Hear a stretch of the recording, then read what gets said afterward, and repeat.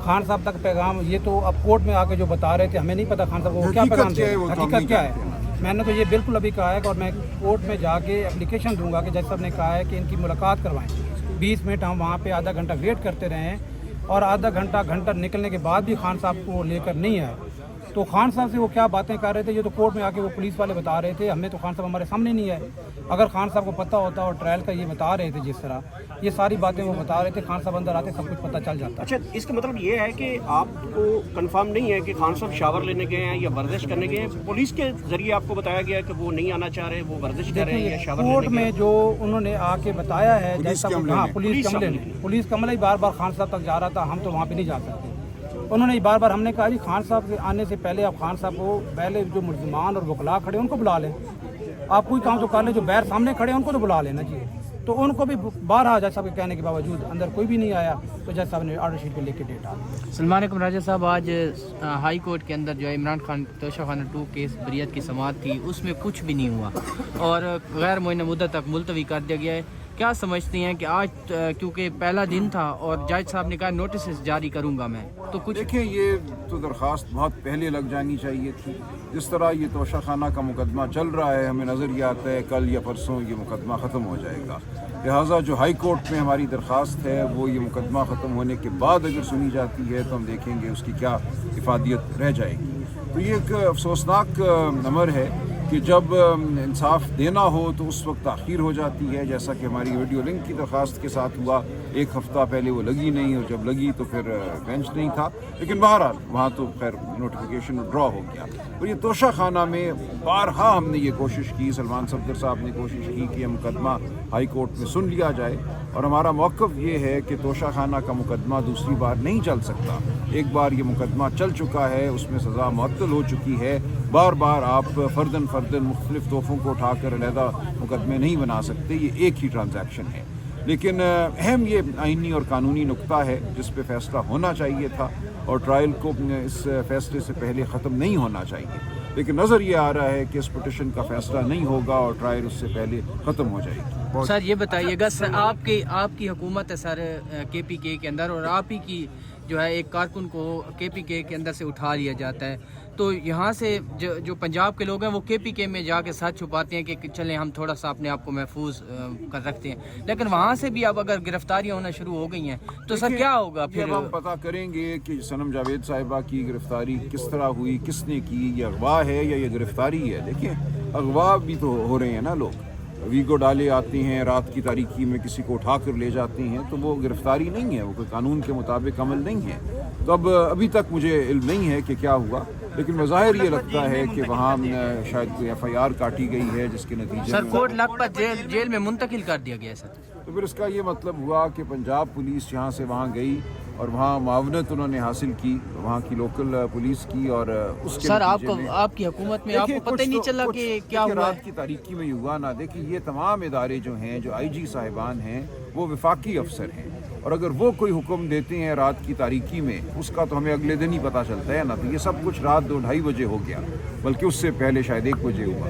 तो ये हो गया। अब इसकी तहकीकात ज़रूर वज़ीर आला साहब कराएंगे कि किस पुलिस अफसर ने क्या हुक्म दिया, लेकिन ये जहन में रहे कि IG हर सूबे का जो है वो एक वफाकी जो फोर्स है उसका रुकन हुआ करता है, सूबाई फोर्स का रुकन नहीं होता। और बहुत से फैसले ऐसे हैं जो वो खुद करने का इख्तियार रखता है। सर ये फाइंडिंग एंड फैक्ट्स कमेटी बताइएगा कि नए अपोजिशन लीडर आपने नामजद कर दिए महमूद खान चकदई, उनका ताल्लुक PTI से नहीं और ना नासिर अब्बास राजा साहब का, तो क्या समझते हैं इससे पार्टी पर मनफी असर नहीं पड़ेगा? क्या पार्टी दूसरों के हाथ में नहीं चली जाएगी? नहीं, बिल्कुल नहीं। खान साहब ने बहुत सोच विचार और फरासत से मैं समझता हूँ ये फ़ैसला किया है। हम पूरी कौम को ये कह रहे हैं कि PTI एक तहरीक है आइन की बहाली के लिए, इस मुल्क में जमहूरियत के लिए, आज़ाद अदलिया के लिए, आज़ाद सहाफ़त के लिए, और तमाम वो क़ुव्वतें, तमाम वो लोग जो इन अक़दार पे यकीन रखते हैं वो हमारा साथ दें। ये 2 अकाबरीन हैं इस मुल्क की सियासत के, ये एक इलाकाई सियासत के भी अलमबरदार हैं, लेकिन ये इसको कौमी धारे में इलाकाई सियासत को करते हैं और जो मसलक के हवाले से उनका स्टैंड पॉइंट है उसको भी हम चाहते हैं कि कौमी धारे का हिस्सा बनाएं। तो हमारा पैगाम पूरी कौम को ये है कि आपका किसी मसलक से ताल्लुक़ रखते हों, किसी इलाके से ताल्लुक़ रखते हों, कोई ज़ुबान बोलते हों, हम सब एक हैं। ये जगानगत का पैगाम है اور پاکستان تحریک انصاف خان صاحب کے فیصلے کے پیچھے کھڑی ہے اور پورے دل سے ہم انشاءاللہ محمود خان اچکزئی صاحب اور علامہ ناصر صاحب کی رہنمائی میں اس تحریک کو آگے بڑھائیں. آپ نہیں سمجھتے کہ یہ پارٹی کے کارکنوں کے ساتھ زیادتی ہو رہی ہے؟ نہیں، بالکل نہیں. دیکھیں، خان صاحب اپنی پارٹی کو اور اپنے پارٹی کے کارکنان کی فلاح کو ہم سب سے بہتر سمجھتے ہیں. تو خان صاحب نے جو فیصلہ کیا ہے وہ پارٹی کی فلاح کا فیصلہ ہے، پارٹی کے کارکنان جو ہیں ان کی فلاح کا فیصلہ. سر کل بتائیے گا کہ جو صورتحال ہے اس وقت علی امین گنڈا پور جو ہے وہ علیمہ خان صاحبہ پہ مسلسل جو ہے وہ الزامات لگا رہے ہیں کہ وہ پارٹی میں مداخلت کر رہی ہیں. آپ سیکرٹری جنرل بھی ہیں اور آپ کے سارے معاملات بھی دیکھ رہے ہیں. اس میں کس حد تک جو ہے وہ آپ یہ کہہ سکتے ہیں کہ درست ہے اور کیا ایسا ہو رہا ہے جو الزامات لگائے جا رہے ہیں؟ دیکھیے، خان صاحب کا حکم ہے کہ اس بارے میں مزید کوئی بات نہ کی جائے، تو اس لیے میں کوئی بات نہیں کروں گا. اور میں سمجھتا ہوں پارٹی کو اتحاد کی ضرورت ہے، پارٹی متحد ہے. پارٹی کے اندر اگر کوئی مکالمہ ہوتا ہے تو اس کو پارٹی کے اندر رہنا چاہیے. اور اب خان صاحب کا جو حکم ہے وہ ہم سب پر مقدم ہے، ہمیں اس کی اطاعت. اچھا سلمان اکرم راجہ صاحب، بتایا گیا کہ علیمہ خان کو بتایا گیا کہ آپ نے سیاسی بیس پہ یا دوسری بات آپ نے نہیں کی، اس میں روکا گیا. پچھلے ہفتے کی بات ہے، اس کے بارے میں تھوڑا سا بتا دیں کیونکہ اس میں اکثر اختلافات پائے جاتے ہیں. بات کچھ اور ہوتی ہے، باہر کچھ اور ہوتی ہے. نہیں، دیکھیں، کل علیمہ بی بی نے بھی یہ بات کی ہے اپنی میڈیا ٹاک میں کہ خان صاحب نے اپنی بہنوں کی ایک طرح سے آپ کہہ لیجئے بھائی کے طور پہ نگہداشت کے حوالے سے کہا ہے. علیمہ بی بی پہ کئی مقدمات ہیں اور ان کو طلب کیا جا رہا ہے، ان کے خلاف چلان بھی کچھ مقدمات میں داخل کر دیا گیا ہے. پھر آپ نے دیکھا کہ متعدد بار ان کے ساتھ یہاں بدسلوکی کی گئی، انڈا پھینکنے کا واقعہ ہوا، بدتمیزی کی گئی. تو خان صاحب یہ چاہتے ہیں کہ دوسری جو بہنیں ہیں وہ بھی یہ ذمہ داری نبھائیں. اس سے زیادہ یہ کچھ نہیں ہے، یہ خاندان کے اندر ایک آپ کہہ لیجیے تفویض کا معاملہ ہے.